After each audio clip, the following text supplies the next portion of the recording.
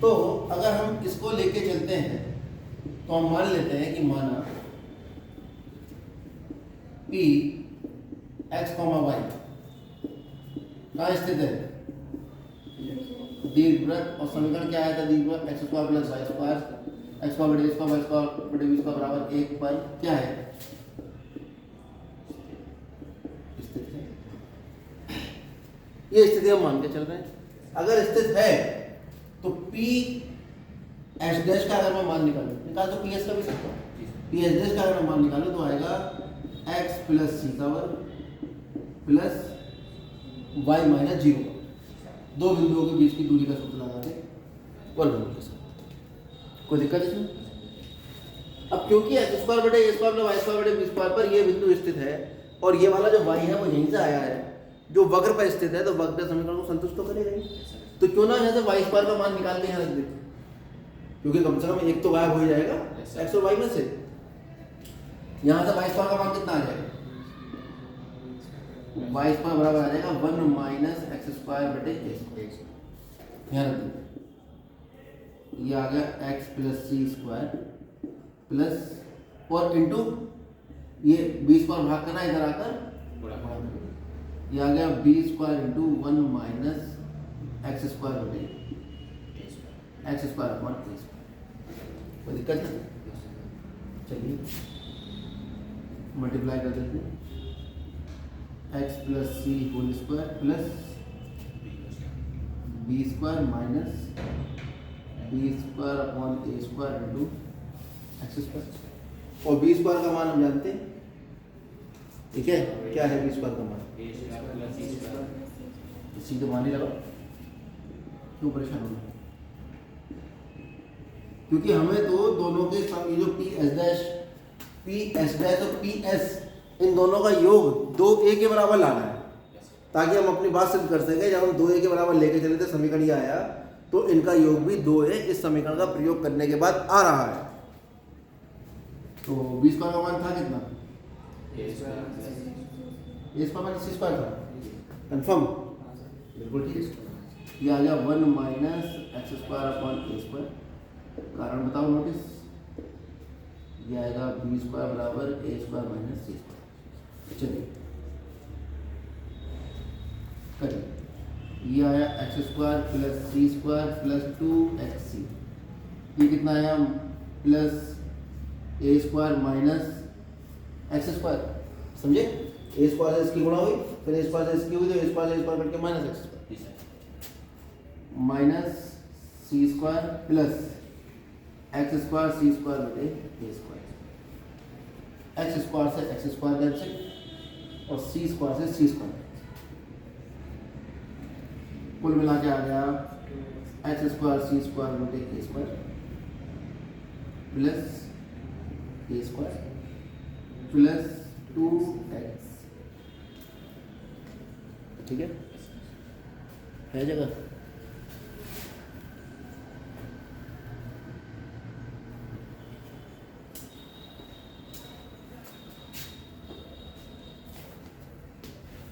तो P S dash की value हमारे पास आ रही थी और हम साफ साफ यहाँ दिखाई दे रहा है हमें, ये बन गया एक्स सी अपॉन ए होल स्क्वायर प्लस ए स्क्वायर प्लस 2xc। अगर मैं यहाँ ए से गुणा कर लूँ और इसे ए से भाग कर दूँ, किसका सूत्र बन गया है ना? A square plus B square plus 2ab, यानी एक्स बटे ए प्लस ए का वर्ग। किसका वैल्यू निकल कर आ रहा है? S dash. और वर्ग से वर्गमूल कटेगा तो कितना आ जाएगा? एक्स बटे ए प्लस ए एस डैश। एक तरह से जनरल फॉर्मूला निकाल दिया आपने। अगर सी का मान ए बटा ई लगा दोगे, वो ए ई लगा दोगे, है ना, तो एक्स ई प्लस ए। कितनी बड़ी चीज निकाल दी आपने? आपने फोकल लेंथ निकाल दी। किसी बिंदु से नाभि की दूरी फोकल लेंथ कहलाती है। आपने फोकल लेंथ निकाल दी। दिमाग में रखना, इसको फोकल लेंथ कहते हैं। क्या कहलाती है? ये कंपटीशन में काम आती है। कंपटीशन में सीधे पूछता है दीर्घवृत्त का समय देगा, फोकल लेंथ निकालो। अब बच्चा दीर्घवृत्त बनाता है, ये बनाता है, ये बनाता है, फिर फोकल लेंथ निकालने के लिए वो इसका अब बिंदु बिंदु के बीच की दूरी का अब बताओ कैसे निकालोगे। ठीक है, तो ये इसका सूत्र होता है। अच्छा, जैसे पी एस डैश निकला है, कब निकला? जब यहाँ माइनस लिया था, यहाँ माइनस लिया था तो यहाँ प्लस आ गया था, यहाँ प्लस लिया था तो यहाँ माइनस आया था, यहाँ प्लस आया था, और अगर ये लूँगा तब तो ये वाला माइनस आएगा, और ये वाला जब माइनस आएगा तो ये जो प्लस का निशान आया है ये तभी आया ना जब ये प्लस है ना। तो इसी प्रकार सिमिलरली अगर पी एस निकालेंगे तो एक्स सी बटे ए माइनस ए आ जाएगा। ठीक है, अच्छा, तो P S plus P S dash कितना आ गया? ए प्लस भी तो लिख सकता हूँ इसको, ए प्लस एक्स सी बटा ए। ठीक है, और ये कितना निकल के आएगा फिर? ए माइनस एक्स सी बटा ए। ठीक है, अभी इसका कारण ही बताएंगे आपको। तो P S plus P S dash कितना आ गया भाई? ए प्लस, क्योंकि निशान तो इसका बदलेगा ना एक्स सी वाले का। ठीक है, बदल इसका भी सकता है, इसका कारण बताऊंगा मैं। ये कितना हो गया भाई? ए प्लस एक्स सी बटा ए प्लस ए माइनस एक्स सी बटा ए। तो ये एक्स सी बटा ए से कैंसिल हो, कितना आ गया?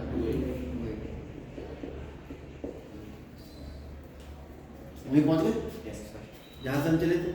ठीक है, अतः हमारा सूत्र ठीक है। अब हम निकालेंगे नाभिलंब। अतः संतुष्ट, छोड़ो जहां ड्रिल में जा रहे, ये हम बस आपको बताना चाह रहे हैं कि जहां से हम चले थे वहां से हम उल्टा चल पड़ेंगे तो हमारा ये सूत्र निकल आएगा। अब ये वेरिफिकेशन है, क्या है ये? वेरिफिकेशन ऑफ, सूत्र को कहते हैं इक्वेशन, इक्वेशन ऑफ इलिप्स के सूत्र की ये हमने सत्यता की जांच की है, ऐसा समझिए हिंदी में, verification of equation of ellipse. अब हम मुद्दे पर आ रहे हैं नाभिलंब की लंबाई का।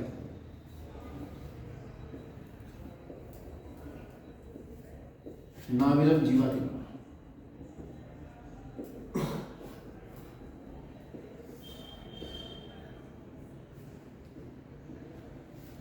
लेंथ और लेटर सेक्टर, इसे कहते हैं लेटर सेक्टर।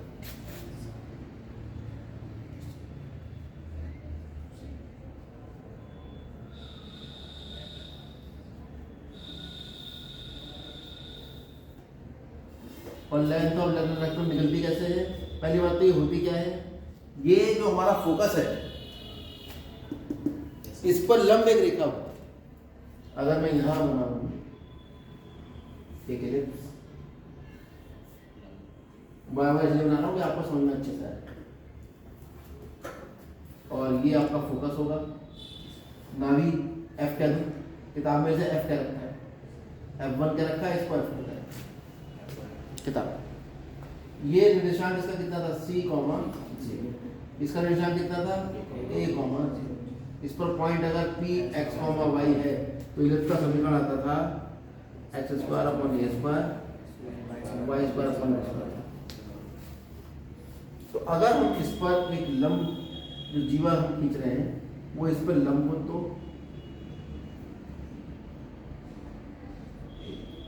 PQ, छोड़ो PQ कहते हैं,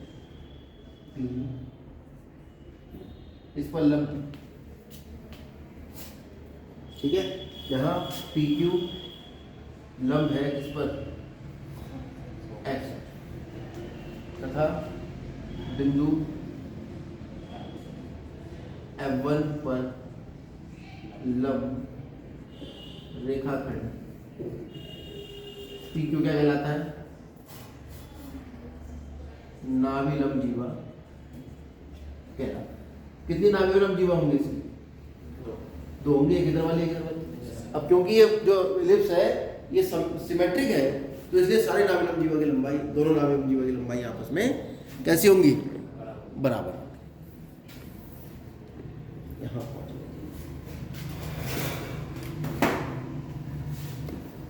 जाएगा इसमें। बात हो गया।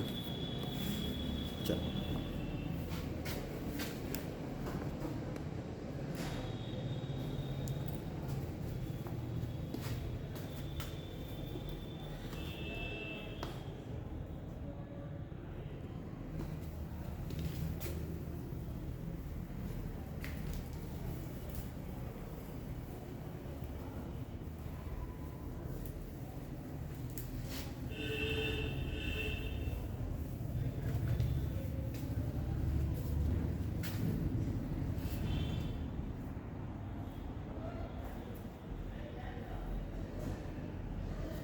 चलिए, तो नाभिलंब जीवा में पी के निर्देशांक जो होंगे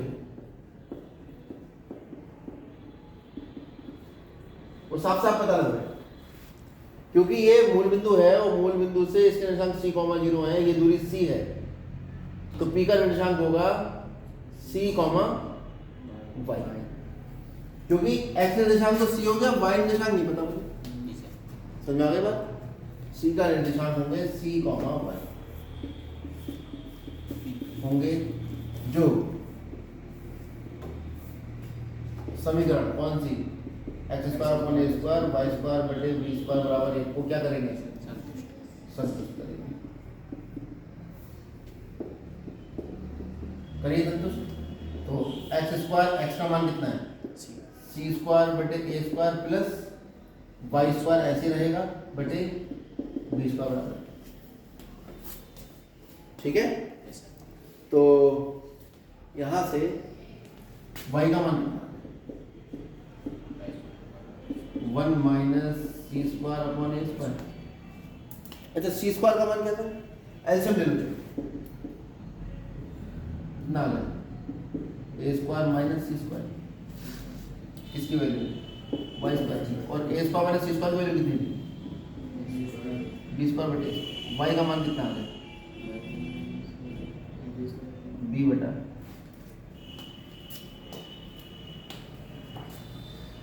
कोई दिक्कत? सब ठीक है?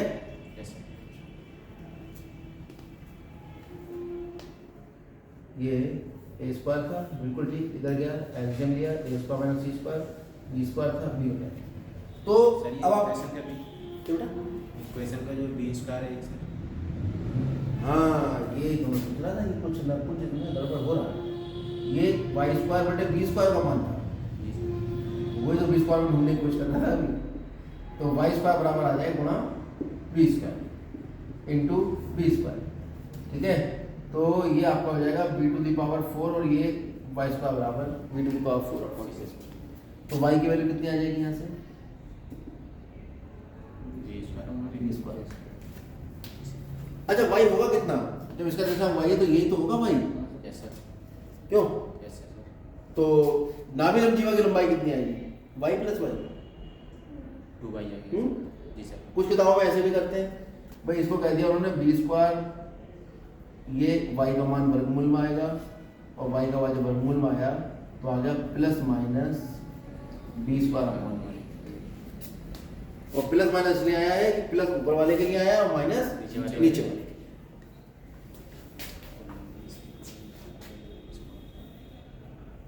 अतः नाभिलंब जीवा के सिरों के निर्देशांक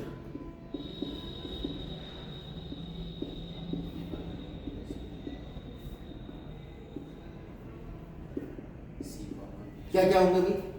होगा c, b² अपॉन व c, माइनस b² अपॉन।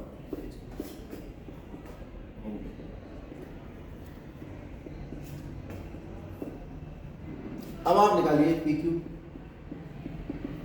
वर्गमूल c माइनस c का वर्ग plus this minus this b² upon a plus b² upon a।